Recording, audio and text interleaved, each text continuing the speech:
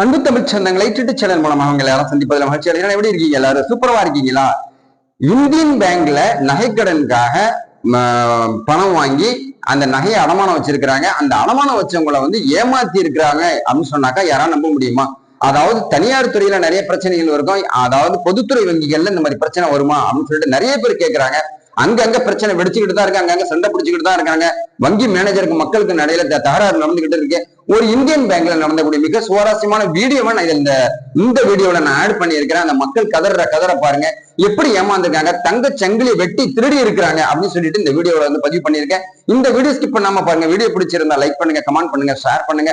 புதிய நண்பர்கள் யாரும் வந்தாலும் சப்ஸ்கிரைப் பண்ணி யூடியூப் சேனலுடைய நெருங்கிய சொந்தங்களை அடுங்க பக்கத்துல இருக்க பெல் பட்டனை கிளிக் பண்ணிக்கோங்க. நான் போற நோட்டிபிகேஷன் உடனுக்குடன் கிடைக்கும். நண்பர்களே, நகை அடமானமா 20 கிராமம் கழுத்துல போட்டிருந்த அந்த தங்கத்தை அடமானம் வச்சு ரிட்டர்ன் வாங்கும் போது, நகையை மீட்கும் போது தலையிலே நிக்குது, அவன் அதுக்கும் கீழே போக மாட்டேங்குது அப்படின்னு சொல்லிட்டு அந்த அம்மா கதறத ஃபர்ஸ்ட் அந்த என்னுடைய டாபிக்ல நான் பாத்துருங்க. அதுக்கப்புறம் நான் என்னுடைய கருத்தை சொல்ல வரேன்.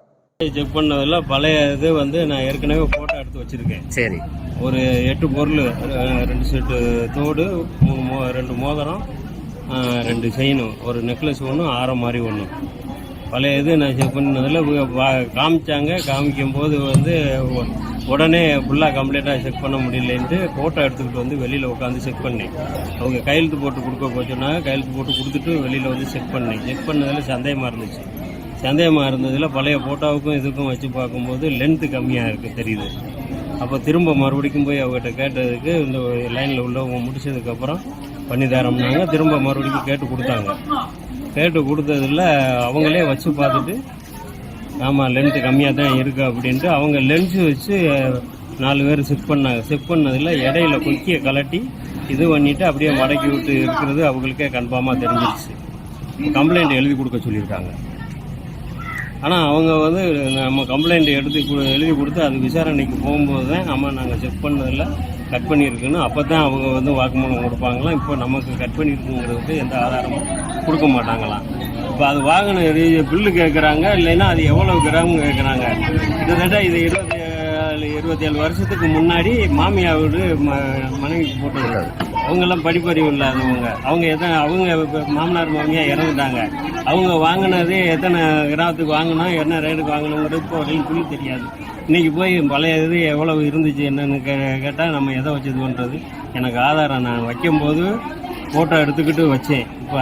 இப்போ வாங்கும்போது லென்த்து கம்மியாக இருக்கிறதுனால இதை வச்சு தான் நான் கண்டுபிடிக்கிற மாதிரி இருந்துச்சு. ஆனால் அவங்க கன்ஃபார்ம் பண்ணிட்டாங்க. அதுக்கு கன்ஃபார்ம் பண்ணதுக்கு விசாரணை வரும்போது தான் நாங்கள் அங்கே சொல்லுவோம்னு பார்க்கும்போது நமக்கு சொல்கிறாங்க. இந்த பேங்க்கில் அதுதான் சார் அதுன்னு சொல்கிறாங்க. அப்புறம் நம்ம என்ன பண்ணுவோம், சரி அவசர தேவைக்கு வந்திருக்கோன்னு வச்சுட்டு போகிறோம். இது நம்ம திருப்பையில் தானே நம்ம பார்ப்போம். திருப்பையில் அதே வெயிட் இருக்கணுங்க. அவன் அந்த 73 200ன்னு வைங்க, நான் 400 கொடுத்துருந்தேன்னா அவன் 73 200க்கு அந்த இது செயினை வச்சுருந்தானே என்ன பண்ணுறது. எனக்குப்பா 200 மில்லி போகுதுல்ல. அப்போ மேனேஜர் பக்கத்துலேயே ஒரு அட்வான்ஸ் ஆஃபீஸர் இருக்கணும்ல. போட்ட உடனே எடையை போட்ட உடனே அவன் கொடுத்துட வேண்டியதானே, மேனேஜர்கிட்ட இன்சார்ஜிட்ட கொடுக்க வேண்டியதானே. அதை விட்டுட்டு இவையே வச்சுக்கிட்டு அதை உரசி எடுத்து எல்லாம் பண்ணிட்டு கடைசியில் போய் மேனேஜர்கிட்ட ஹேண்ட் ஓவர் பண்ணும்போது கம்மியாக தானே இருக்கும். ஒரு ஆள் மட்டும்தான் இதில் குற்றவாளின்னு சொல்கிறாங்க. அது எப்படி குற்றவாளியாகும்? இவர் தானே பொறுப்பு. யார் பொறுப்பு? அப்ரைசர் மட்டுமா பொறுப்பு? அன்பு நண்பர்களே, இந்த அம்மா பேசுனதே அவங்களுடைய ஹஸ்பண்ட் பேசுனதே இந்த வீடியோல நீங்க கேட்டிருப்பீங்க. இப்போ அவங்களுடைய மொபைல் எண்ணையும் தெரிவிச்சிருக்காங்க, அட்ரஸையும் அவங்க தெரிஞ்சிருக்காங்க. இந்தியன் பேங்க் பிள்ளையார்பட்டியில தான் இவங்க பணம் வாங்கியிருக்கிறாங்க.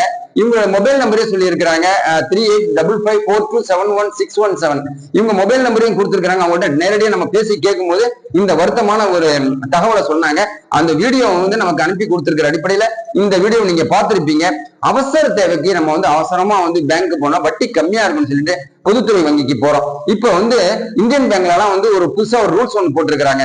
அதாவது 2022, 23 வரைக்கும் வச்சிருக்கிறவங்களுக்கு ஒன்றும் பிரச்சனை இல்லை. 23, 24 ரிலீஸ் பண்றாங்கல்ல, நகை எடுக்கிறாங்கல்ல, அவங்க பேர்லயே திரும்ப ரினியூவல் பண்ண முடியாது. வேற அம்மா அப்பா அக்கா தங்கச்சி அண்ணன் தம்பி மகன் மகளை யாரையாவது கூட்டிட்டு வாங்க அப்படின்னு சொல்லிட்டு சொல்றதுனால நிறைய பேர் இந்தியன் பேங்க்ல ரெக்கவர் பண்ணி நகையை எடுத்துட்டு போய் அதர் பேங்க்ஸ்ல போய் வச்சுக்கிட்டு இருக்கிறாங்க.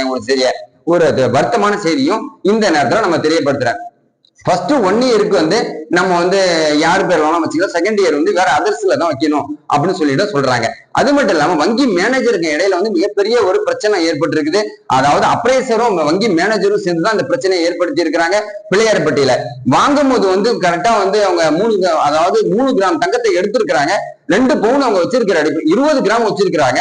அதுல வந்து 3 கிராம வந்து கொக்கியை கலட்டி சங்கிலியை வெட்டி அவங்க எடுத்துக்கிட்டு பத்த வச்சு அவங்களுக்கு திரும்பி கொடுத்திருக்கிறாங்க அப்படிங்கக்கூடிய ஒரு வருத்தமான செய்தியை நம்ம வந்து அந்த விதியுடைய பதிவு பண்ணியிருக்கோம். அதனால வந்து வங்கி சம்மேளனம், அனைத்து வங்கி சம்மேளனமும் ஒரு கடுமையான எச்சரிக்கையை கொடுத்து இது மாதிரி திருட்டுகளை நடக்காத அளவுக்கு பாத்துக்கணும் அப்படிங்கிறது தான் பொதுமக்களுடைய கருத்து. நம்ம நம்பி கொண்டு போய் வைக்கிறோம். இன்னும் சொல்ல போனா சில பேர் வந்து நகை கடனுக்காக வைக்கிறாங்க, சில பேர் பணம் வேணும் அப்படிங்கிற ஒரு சூழ்நிலையில வைக்கிறாங்க. இன்னும் சில பேர் வந்து லாக்கர்ல வச்சு பாதுகாக்கிறாங்க. நகையை அடமானமா வச்சுட்டு பணத்தை வாங்கி செலவுக்காக எடுத்துட்டு வெளிநாடு போயிடுறாங்க. ஊருக்கு வந்து பார்க்கும்போது பாதி நகை நம்ம கிட்ட இருக்குது, சில இதுல மணி காணும், சில இதுல வைரக்கல்ல காணும். இது மாதிரி நிறைய புகார்கள் வந்துட்டு இருக்கிற அடிப்படையில ஒரு வங்கியிலே இந்த மாதிரி பிரச்சனைனாக்கா 9000 வங்கி இருக்கக்கூடிய ஆல் இந்தியா அளவுல என்னென்ன தில்முல்கள் எல்லாம் நடக்கும் அப்படின்னு சொல்லிட்டு நம்ம எதிர்பார்க்க தான் முடியுது. இதனால வந்து நிறைய பொதுமக்களுடைய பணம் பொதுமக்களை நம்பிதான் வந்து இந்த கவர்மெண்ட் இருக்குது. அரசாங்கமே சொல்லுது இல்லையா, நாம அவங்களுக்கு ஊழியம் கிடையாது, நாம தான் அவங்களுக்கு ஊழியம் பண்றோம், அவங்க நமக்கு வந்து சாதகம் செய்யல, நம்ம தான் அவங்களுக்கு சாதகம் செய்யறோம் அப்படிங்கிறாங்க. நம்ம கொடுக்கிற சம்பளத்துல நம்ம கொடுக்கிற வட்டியில வாழக்கூடிய இந்த கவர்மெண்ட்டும் சரி, அரசாங்க ஊழியர்களும் சரி, வங்கி ஊழியர்களும் சரி, நமக்கு சாதகமா இல்லாம நம்ம பொருளையே ஆட்டையை போட்டாக்க நம்ம விட்டு தர முடியுமா? அதனாலதான் வந்து இந்த வெளிச்சம் போட்டு காட்டியிருக்கிறாங்க.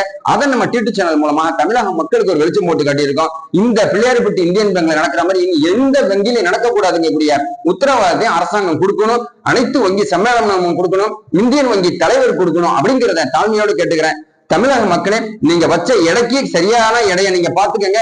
நகையை மீட்டுட்டு வரும்போது ஒரு தடவை தராசுல போட்டு கரெக்டா எடையை பார்த்துக்கிட்டு நீங்க வாங்கிட்டு வாங்கன்னு சொல்லிட்டு அன்போட உங்க சகோதரன் நான் கேட்டுக்கிறேன். இந்த மாதிரி வீடியோ நீங்க பாக்கணும்னா யூடியூப் சேனலை சப்ஸ்கிரைப் பண்ணி வச்சுக்கோங்க. வீடியோ பிடிச்சிருந்தா லைக் பண்ணுங்க, கமெண்ட் பண்ணுங்க, பக்கத்துல இருக்க பெல் பட்டனை கிளிக் பண்ணிக்கோங்க. நன்றி.